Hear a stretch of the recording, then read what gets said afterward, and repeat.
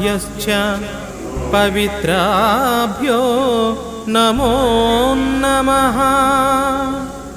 गावो ममाग्रतः सन्तु गावो मे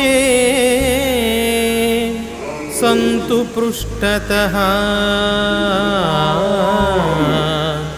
गावो मे हृदये नित्यं गवां मध्ये वसाम्यहम्।